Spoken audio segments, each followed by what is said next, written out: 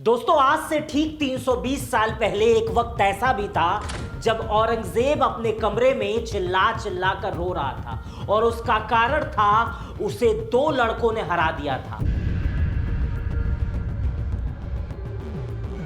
वही औरंगजेब जो बहुत बड़ा तानाशाह था, जिसने भारत पर हुकूमत की, जिसने बहुत सारे राजाओं को घुटनों पर ला दिया, लेकिन वो सिर्फ दो लड़कों से हार गया था। एक लड़के की उम्र 9 साल थी और एक लड़के की उम्र 7 साल थी। आज 26 दिसंबर को पूरे भारत में वीर बाल दिवस मनाया जाता है। ये 14 नवंबर वाला बाल दिवस नहीं है, ये वीर बाल दिवस है। ये कहानी है उन 7 साल और 9 साल के लड़कों की जिसके कारण औरंगजेब घुटनों पर आ गया, चिल्ला चिल्ला कर रोने लगा। ये कहानी सुनेंगे तो आपके भी रोंगटे मेरी तरह खड़े हो जाएंगे। ये कहानी साहिबजादा जोरावर सिंह की और साहिबजादा फतेह सिंह की है। आज वीर बाल दिवस पर यह कहानी मैं आपके सामने लाया हूं। औरंगजेब की छोटी मोटी हरकतों को भी बताऊंगा और इस वीर भरी कहानियों को बताऊंगा। पहले मैं आपको औरंगजेब कितना कमजोर था उसे समझाने की कोशिश कर रहा हूं, क्योंकि बहुत सारे लोगों ने औरंगजेब को कुछ बड़ा बता दिया है कि वो बहुत बड़ा था और बहुत तानाशाह था। औरंगजेब निहायती कमजोर, निहायती बुज़दिल और निहायती गंदा किस्म का आदमी था। अब इसको ऐसे आप समझेंगे कि उसने क्या क्या किया। सबसे पहले औरंगजेब ने अपने पिता शाहजहां को उससे सत्ता हथिया ली और उसे 8 साल उम्र कैद दिया और उसके बाद से उनके पिता शाहजहां की मौत हो गई। उसके बाद औरंगजेब ने अपने बड़े भाई दारा शिकोह को मार दिया। उसे शक था कि उसका भाई भी उसकी सत्ता हथिया सकता है और इसलिए 1659 में उसने दारा शिकोह को मार दिया और सार्वजनिक रूप से दारा शिकोह का सर कटवाया और शाहजहां के पास भेजा। और औरंगजेब कितना कमजोर था सुनिए। औरंगजेब के दूसरे भाई का नाम था शाह सुजा। इसको भी औरंगजेब ने लड़ाई में धोखे से मार दिया। इसके बाद से इसका तीसरा भाई था मुराद बख्श। यह भी औरंगजेब का सहयोगी था और लगातार औरंगजेब के कहने पे सारे काम करता था। लेकिन जब औरंगजेब के पास सत्ता आई तो औरंगजेब को इससे भी डर लगने लगा। इसके ऊपर झूठे इल्जाम लगाए गए और इसके बाद से 1661 में इसे भी फांसी दे दी गई। यह औरंगजेब के खानदान की कहानी बता रहा हूं कि औरंगजेब कितना कमजोर आदमी था कि वो अपने बच्चों भाइयों को नहीं छोड़ रहा था तो बाकी लोगों को क्या छोड़ेगा। औरंगजेब ने अपने भतीजे सलमान शिकोह जो दारा शिकोह का बेटा था उसे भी भगा भगा कर पहाड़ियों पर दौड़ाकर मार दिया था। इसके बाद से उसने अपने कई चचेरे भाई दूर जो शाही उसके दावेदार हो सकते थे और इसके अलावा संभावित उत्तराधिकारी सबको मार दिया था औरंगजेब। कुछ लोग औरंगजेब के बारे में कहते हैं कि औरंगजेब जो है वो टोपी बिनता था जिससे अपना खर्चा चलाता था। वो बहुत बड़ा इस्लाम का जानकार था और बहुत अधिक मानने वाला था। इस्लाम में कहीं ये बताया गया है क्या कि वो अपने पूरे खानदान को मार दे और उसके बाद से वो टोपी बुनकर अपना खर्चा चलाए? कहीं पर ऐसी शिक्षा दी गई है? मैंने बहुत अच्छे से समझा है, लेकिन मुझे नहीं लगता है औरंगजेब कहीं पर भी इस्लाम को फॉलो करता था। आइए चलिए, लेकिन इस्लाम की कट्टरता के लिए उसने कुछ और चीजें अपनाई थी जो आज के दिन जानना सबको जरूरी है। इस कारण से कि आज उन्हीं साहबजादे की शहादत दिवस है और 26 दिसंबर को पूरे भारत में आज की डेट में वीर बाल दिवस मनाया जाता है। वीर बाल दिवस क्यों मनाया जाता है जब आप सुनेंगे तो उसे भी दंग रह जाएंगे। 1704 और 1705 का समय था। मुगल सेना पहाड़ी राजाओं, अब पहाड़ी राजाओं की बात आती है तो इसमें बहुत सारे हिंदू राजा भी थे। पहाड़ी राजाओं क्योंकि जब औरंगजेब आए, मुगल आए, तो उन्होंने भारत के राजाओं को भी अपने तलवार की नोक पर अपने इशारों पे काम करवाना शुरू कर दिया था। तो उसमें मुगल और मतलब औरंगजेब की सेना और पहाड़ी राजाओं ने मिलकर आनंदपुर साहिब के चारों ओर से घेर लिया। आनंदपुर साहिब को जो लोग नहीं जान रहे हैं वो एक बार उसके बारे में जरूर पढ़िएगा। आनंदपुर साहिब को चारों ओर से घेर लिया और यह घेराबंदी महीनों तक चली। अंदर आनंदपुर साहिब के अंदर गुरु गोविंद सिंह, उनके लड़के और एक सिखों का बहुत बड़ा जत्था मौजूद था उनकी रक्षा करने के लिए। लेकिन यह घेराबंदी बहुत दिनों तक चली, यह स्थिति असहनीय हो गई।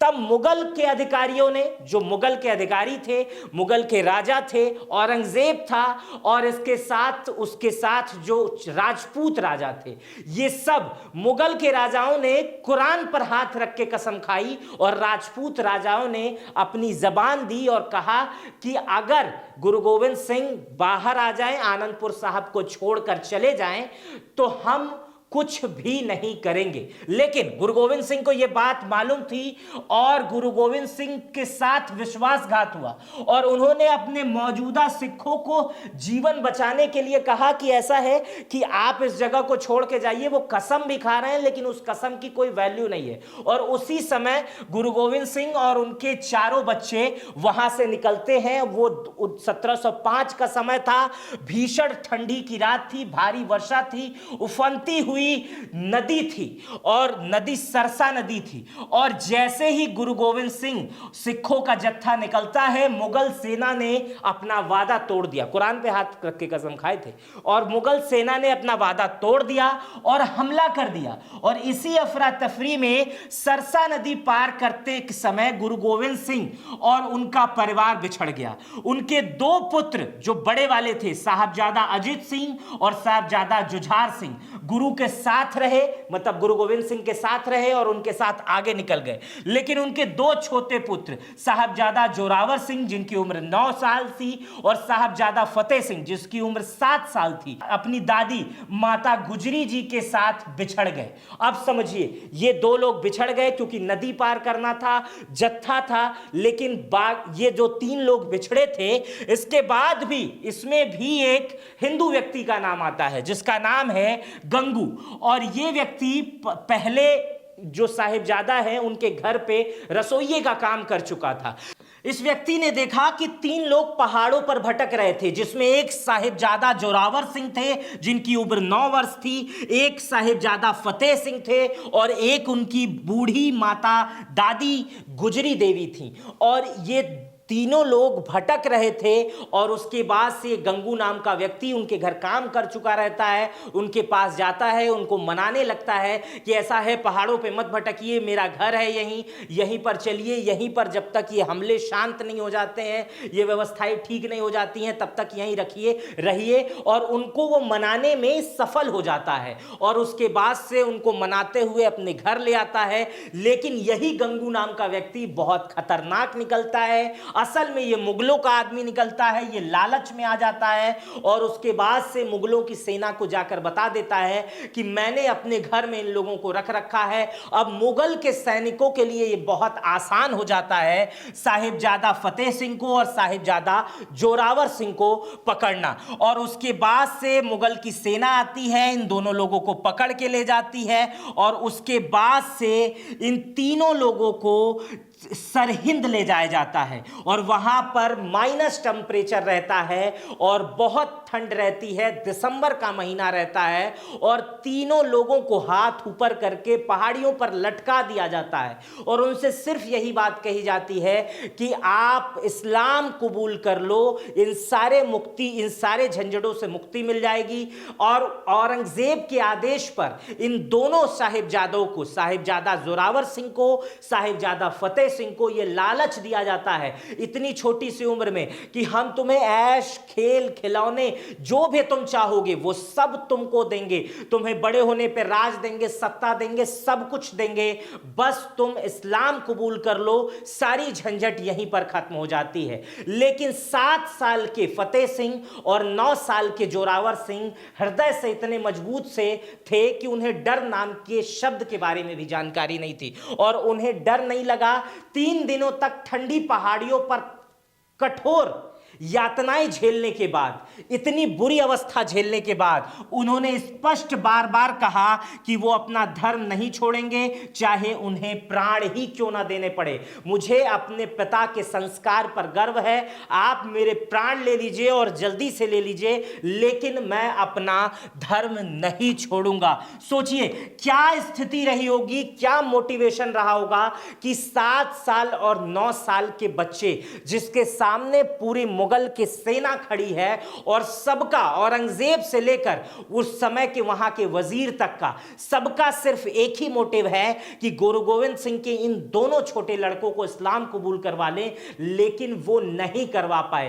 तरह तरह की यातनाएं दी, मारा पीटा गया, लेकिन वो कुछ भी नहीं करवा पाए। इस्लाम वो कबूल करने के लिए बिल्कुल तैयार नहीं थे। इसके बाद से यहां औरंगजेब को आपको समझना बहुत जरूरी है। इसलिए समझना जरूरी है क्योंकि यहीं से आपको यह पता चलेगा कि औरंगजेब कितना कमजोर आदमी था। 2 लड़के थे, एक 7 साल का और एक 9 साल का, लेकिन इन 2 लड़कों के लिए उसने अपने वजीर खान को लगा रखा था, अपने एक शासक को लगा रखा था। लगातार 6 घंटे पर अपडेट लेता था, 10,000 से अधिक सेनाएं वहां नियुक्त कर रखा था। आप समझिए कि 2 लड़कों को इस्लाम कबूल करवाने के लिए, चूंकि वो गुरु गोविंद सिंह के लड़के थे, इसलिए औरंगजेब ने इतनी बड़ी सेना वहां लगा रखी थी और वो लगातार यातनाएं दिलवा रहा था, लगातार अपडेट ले रहा था, लेकिन कुछ भी नहीं हो रहा था। लेकिन साहबजादे जब अपनी निर्णय पर अडिग रहे तो औरंगजेब ने 3 दिन बाद आदेश दे दिया कि इन्हें जिंदा दीवारों में चुनवा दिया जाए, जिंदा दीवारों में चुनवा दिया जाए। और दीवार धीरे धीरे जब चुनती रही, तब तक हर बार, हर समय मुगल के सैनिक और मुगल के वजीर ये कहते रहे कि अब भी समय है, दीवार के 8 ईंटें उठ चुके हैं, दीवार के 12 ईंटें उठ चुके हैं, दीवार के 16 ईंटें उठ चुके हैं, अब भी समय है, क्योंकि दीवार चुनने के बाद जो है तुम बिल्कुल नहीं बचोगे। लेकिन अंतिम दम तक वो कहते रहे कि आप इस काम को जल्दी कीजिए और जितना हो सके जल्दी कीजिए, हम गुरु गोविंद सिंह का नाम लेकर आगे बढ़ते रहेंगे और हम यहां से पीछे हटने वाले नहीं हैं। इसलिए आज 26 दिसंबर 2025 है और आज इसी कारण पूरे भारतवर्ष में यह वीर दिवस मनाया जाता है, वीर बाल दिवस मनाया जाता है। देश के प्रधानमंत्री, मुख्यमंत्री, हर राज्यों में सिख समाज लगातार इस दिवस को मनाता है और इसको याद करता है कि 2 बच्चे अपने धर्म के लिए इतने कर्तव्य पथ पर चल रहे थे कि उन्होंने अपने जान की कुर्बानी नहीं दी, 10,000 के सैनिक के सामने नहीं, औरंगजेब चिल्लाता रहा उसके सामने नहीं झुके और शहादत को प्राप्त हुए। जब यह शहादत का समाचार उनकी माता गुजरी जी ने सुना तो उसी ठंड में उन्होंने अपने प्राण स्वयं त्याग दिए और उधर गुरु गोविंद सिंह के बड़े बेटे साहिबजादा अजीत सिंह और साहिबजादा जुझार सिंह, ये दोनों मुगल सेनाओं के साथ लड़ाई लड़ रहे थे, उसमें भी शहीद हो गए। मतलब गुरु गोविंद सिंह के चारों बेटे मुगल के साथ लड़ते हुए शहीद हो गए। और जब यह बात गुरु गोविंद सिंह को पता चली तो गुरु गोविंद ने पता है क्या कहा? गुरु गोविंद ने कहा, 4 मुए तो क्या हुआ, जीवित कई हजार। इसका मतलब मेरे 4 बेटे चले गए तो क्या हुआ, लेकिन इनकी प्रेरणा से हजारों सिखों में बल आया और जीवित हजारों लोग हो गए। और यही कारण है कि आज जो है खालसा पंथ हो या सिखों का जो दमखम हो, वो इन्हीं दोनों बच्चों से और इन्हीं की वीरता से अंदाजा लगाया जाता है कि सिख ही एक ऐसा धर्म दिखता है जिनके नाम में शायद डर दिखता ही नहीं है। बहुत सारी ऐसी कहानियां आपको देखने को मिल जाएंगी। तो आज वीर बाल दिवस पर औरंगजेब कितना कमजोर था इसकी कहानी, और वो 2 7 साल के बच्चे और 9 साल के बच्चे कितने मजबूत थे, इसकी कहानी सुनाई। आज 320 साल बाद पूरा देश उन्हें याद कर रहा है, पूरा देश उन पर गर्व कर रहा है। मेरा नाम मित्र प्रकाश है। इस वीडियो पर आपकी क्या प्रतिक्रिया है मुझे कमेंट बॉक्स में बताइएगा। चैनल पे नए हैं तो सब्सक्राइब कर प्लीज बेल आइकन दबा दीजिएगा ताकि आने वाली हर वीडियो आप तक मेरी पहुंचती रहे। अपना बेहद ख्याल रखिएगा। बहुत बहुत